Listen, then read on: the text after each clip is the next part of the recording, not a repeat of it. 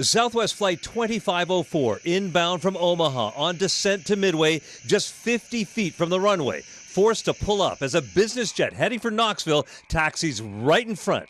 Hey guys, Freedom Voice here with another video. Some time ago I did a video on the airplanes that have been crashing and how it's leading to AI, which is self-governance, artificial intelligence, and aviation. And I talked a little bit about how the technology is going to be passed on to humans. Well, DARPA has been planning this for a long time. And at the end of this video, I'm going to show you how they've been working on technology to be able to fly airplanes with the human brain to computer interface. I'm going to show you that by the end of this video, so stay tuned to the end of this video. So I'm sure we've all seen this footage of this Southwest airline that barely missed the business jet as it was taxiing on the runway. And when you look at the footage, I mean, you can clearly see that the business jet had to be able to see that plane coming in, that Southwest airline. It lets us know, it kind of is a reinforcer that, you know, these events that are taking place, especially when they get news coverage nationwide, represents a psyop. I mean, it should be very obvious to everyone that's looking on. This is kind of a matrix psyop that's taking place. It's for a reason. They're obviously wanting to bring in technology to replace humans with artificial technology. And that's something that was coming out in the news after this event took place. I want to go ahead and roll that clip and show you this footage. All right, you can see this large Southwest airline coming in for a landing. I'm sure the business jet saw this plane coming in, making its approach. It's at this point that the towers told him to hold his position. Flight Jet 560, your instructions are to hold short of runway 316. Flight Jet 560, hold right there, sir. Don't move. Hold position 560. Flight Jet 560, your instructions are to hold short of runway 31 center. Flight Jet 560, hold right there, sir. Don't move. Hold position 560. Flight Jet 560, your instructions are to hold short of runway 31 center. Flight Jet 560, hold right there, sir. Don't move. Hold position 560.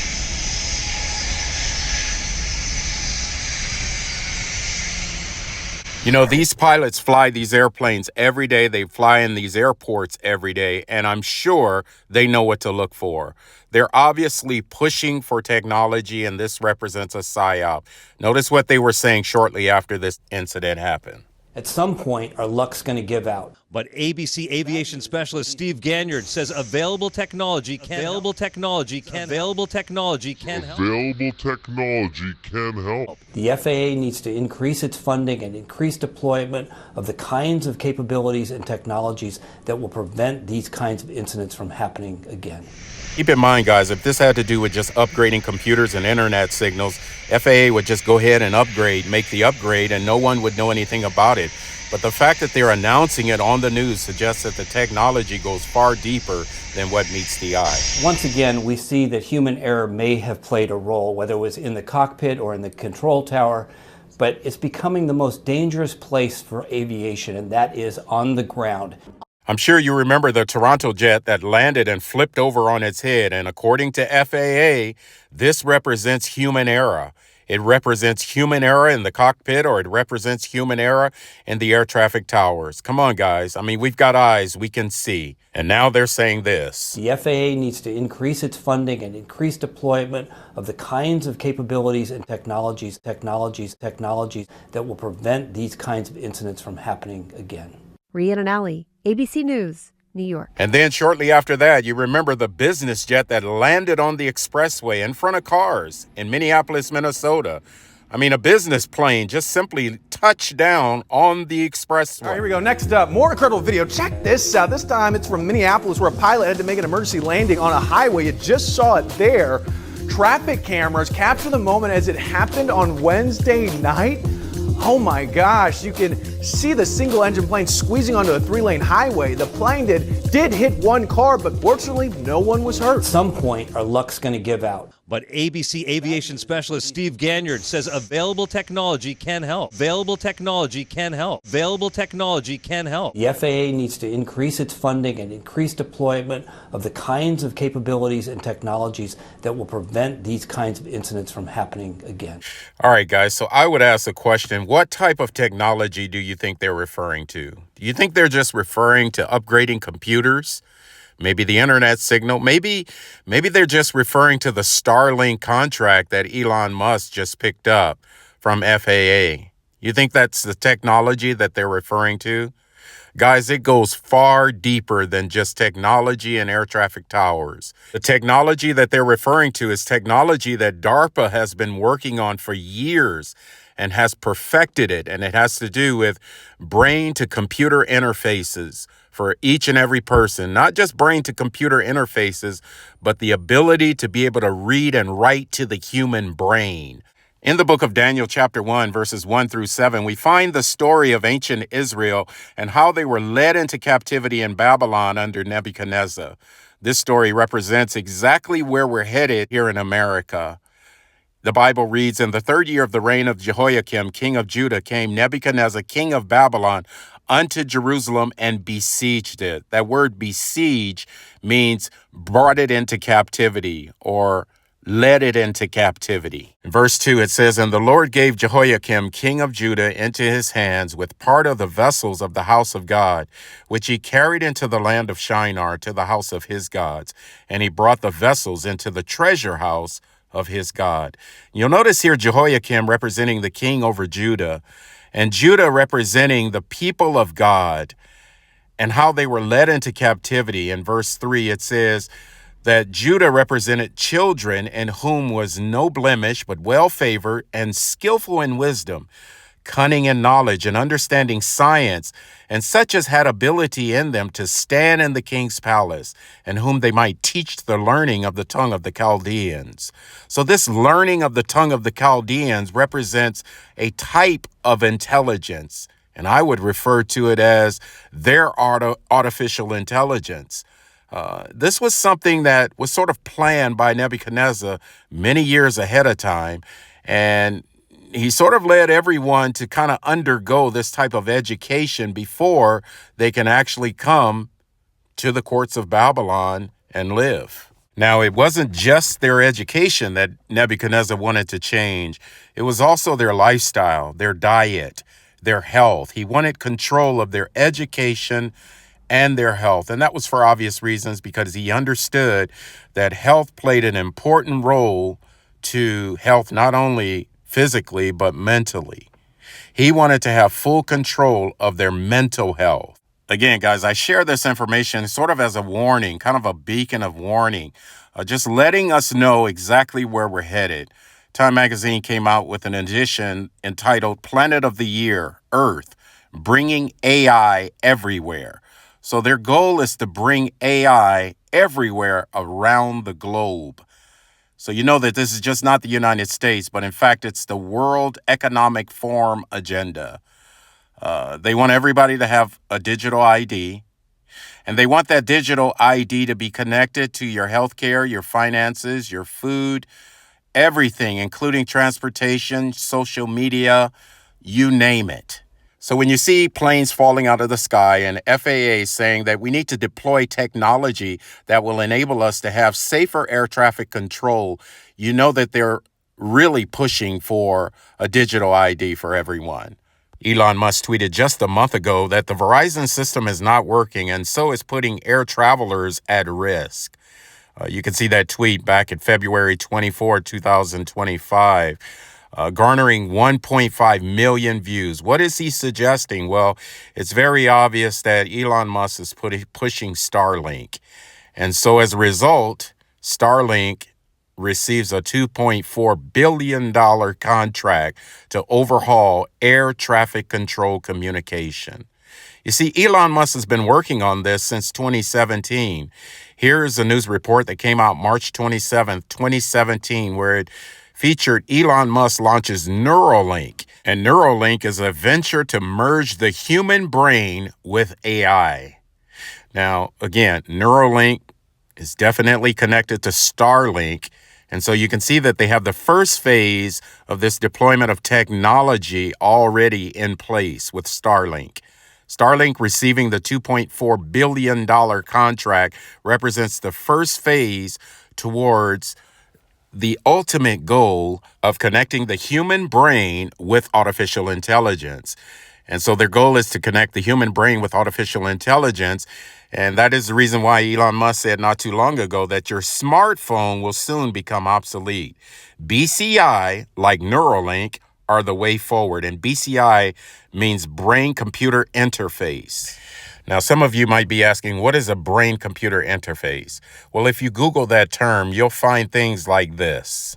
In order to access those thoughts, though, we need to insert a wire into your brain, and this is not just any wire. Neuralink engineers have developed an ultra-flexible metal thread that is thinner than a human hair, yet is also able to carry 16 separate electrode connections into the brain tissue. Each Neuralink N1 device has 64 threads that need to be inserted into the cortex, and the level of precision required is so high that no human surgeon could perform the operation, so instead, Neuralink uses a robot. The function of the R1 robot is remarkably similar to a sewing machine. The robotic arm has a tiny needle on the end that will very quickly stab into the brain material, deposit the thread, and then retract. The R1 has an advanced targeting system that helps it to avoid hitting any veins or blood vessels within the brain. The needle and the thread is only piercing the surface level of gray matter. And this is the reason why your cell phone won't be needed in the future. It's because the World Economic Forum has a plan to enslave all of humanity worldwide. So really, there are only two options. Either follow the World Economic Forum's plan or surrender your heart to the Lord Jesus and follow his plan. Now, for those that follow God's plan, an all-out war is going to take place against Christians in the near future. And I want to show you in Bible prophecy where it talks about that. In Revelation chapter 13, verse 7 through 10, it says, "And it was given unto him to make war with the saints and to overcome them. And power was given him over all kindred and tongue and nations." Now that power that's given to the beast over all kindred, tongues, and nations represents not only spiritual enslavement, but mental enslavement as well. It represents a time where AI is going to completely control every person with the exception of the saints. And the saints represent those who keep the commandments of God and have the faith of Jesus. The Bible goes on to say, verse 8, "And all that dwell upon the earth shall worship him, whose names are not written in the book of life of the Lamb slain from the foundation of the world." Verse 10 goes on to say, "He that leadeth into captivity shall go into captivity. He that killeth with the sword must be killed with the sword. Here is the patience and faith of the saints." So you can see that there's this battle going on between the saints and the beast power. And the saints represent those who keep the commandments of God and have the faith of Jesus. The beast power representing an apostate political power that's going to be set up in the last days. Now, you might ask, where does the beast get its power from? Well, the Bible says he gets its power from the dragon. And the dragon represents none other than Satan, Lucifer, the fallen angel from heaven. And in the last days, everyone except the saints are going to worship the dragon, according to Revelation 13:4. What does that mean? That means mental enslavement. Enslavement to fear, enslavement to depression, anxiety, so on and so forth. The devil wants to enslave us all, and that's what he's setting up for the last days, a time of mental, spiritual, physical enslavement. So according to Bible prophecy, America is going to lead the world into this mental, physical, spiritual enslavement. Now, what I find interesting, guys, is that DARPA has been working on technology to connect the human brain with computers, with machine, but not only that, to control the human brain. Notice this video. In 1965, DARPA launched Project Pandora, which studied the possibility of using microwave radiation to control human behavior. The project reportedly ended in 1969, but DARPA's investigation of how machines can affect and possibly control the brain continues to this day. There are explicit programs of DARPA to read and write to human brains, whether it's through direct implants within the brain or wearing some kind of cap. So these things are being worked on, and we know that. All right, there are two phases to DARPA's technology. One is an implantable BCI, or brain-computer interface, but the other is actually them writing to the human brain, literally influencing the human brain using technology. So what's the next step? Maybe the next step is we can send instructions and information to an actual person from a distance with this kind of technology to let another person control their actions. But that could be something that could be malicious. If there's some way to do it from a distance, a much greater distance than something that you can wear on your scalp, that would be the ultimate technological achievement that would fall into this realm of mind control and direct human-machine interface that DARPA may well want to keep secret. All right, this is the information I wanted everyone to kind of hold off to until the end. This is DARPA's technology showing how they can use their BCI interface to actually control aircraft. This gentleman, Justin Sanchez, is going to talk about it, but I want you to notice the technology, how it began as a BCI, or a brain-to-computer interface, to ultimately being something that they can just read and write to the human brain. And I'm currently the office director in the Biological Technologies Office, and like many of my other colleagues that are at DARPA, my journey to the agency was an opportunity to expand the impact of the work that I was doing in neurotechnology, find new avenues that it could be applied. And I was thinking very deeply about this problem. I was thinking very deeply about the brain. I've always been interested in the brain. And you may not know that a lot of the technology that's in the smartphone has its roots in DARPA. So Herb mentioned the internet, GPS, which enables us to find our phones or locate where those phones are. The touch screen that's on your phone that enables you to interact with it, that was a DARPA development. The accelerometer that's in the phone that enables you to change the orientation of the screen as you rotate the phone. Siri, also a DARPA technology development. And all of those aspects, again, while they had their roots in national security, came together in this small device, and it changes the way that we perceive our world and the way that we interact with our world. So the first person I want to introduce you to is Nathan. He's the one on the right side of the screen. And Nathan is living with paralysis. He was paralyzed in 2004 in an automobile accident. And Nathan was actually a freshman in college. He was studying nanotechnology. And when he heard about some of our studies, he said, I want to be a pioneer in that. So he signed up to do one of our studies. But we asked him, Nathan, what else do you want to do? And he's a gamer. And he said, I want to fly an aircraft. So we said, okay, we can help you to fly an aircraft. So the next thing we did is we connected him to a F-35 Joint Strike Fighter and put him out over Las Vegas. And we basically remapped his neural activity onto any control surface that we ultimately wanted to on that Joint Strike Fighter. Again, put yourself in the place of Nathan.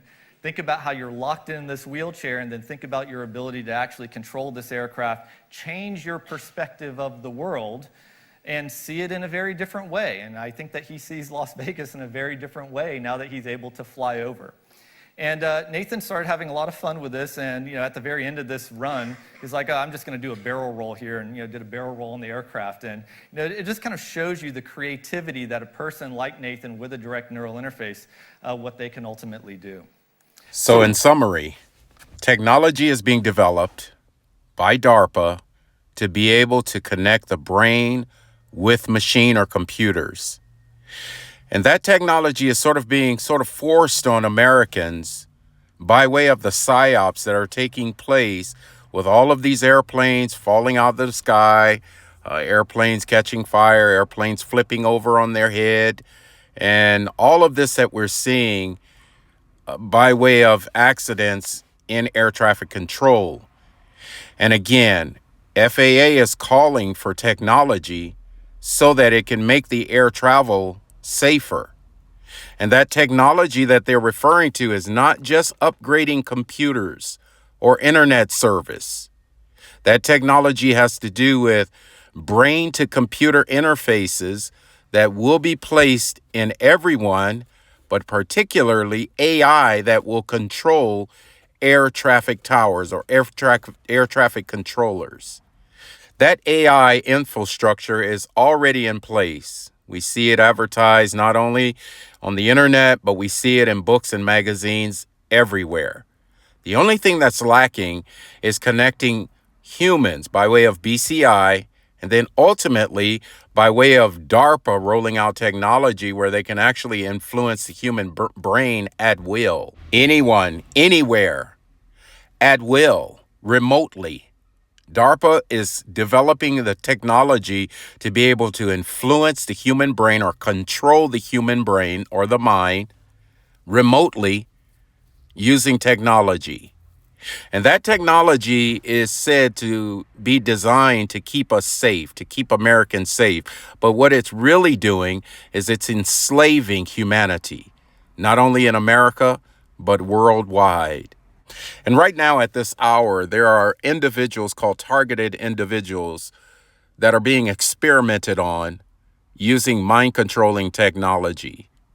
If you Google search targeted individual on YouTube, or if you look for targeted individuals by way of Google search, you will find videos, you will find information, you will find testimonies, all testimonies almost seemingly the same of individuals who are being influenced remotely. You're using remote neuromonitoring, which I believe is DARPA's way of perfecting this technology to connect human brains with AI or human brains with computers. Now, again, information is out there, those that are interested to see, but this is where we're headed. Total mental, spiritual enslavement. What's interesting is that the Bible prophesied that this would take place in the last days. And everything that the book of Revelation, particularly Revelation chapter 13, tells us is coming to pass. And it behooves us, those of us that want a free, not only a free mind, but want to be able to live a free life. It behooves us to understand what's on foot here in America and the technology that is being developed to enslave the masses. Now, many would think, or many would believe, that this technology is not going to be used to enslave. This technology is actually going to be used for good. It's going to be used to help people that have disabilities like quadriplegics and various other people that have disabilities. And so while they'll couch it in a benevolent way, the technology is actually being used for evil. And this is something that we've been warned would take place. The Bible said, "The thief cometh not, but for to steal, kill, and destroy." But Jesus says, "I've come that they might have life and that they might have it more abundantly." I encourage each one of you that are watching this video to choose Christ. Choose the more abundant life, because only with Jesus will you find freedom. For the Bible says, "If the Son therefore shall make you free, you shall be free indeed." And I want freedom. That's why this channel's been developed. That's why I make these videos. So until next time, friends, take care.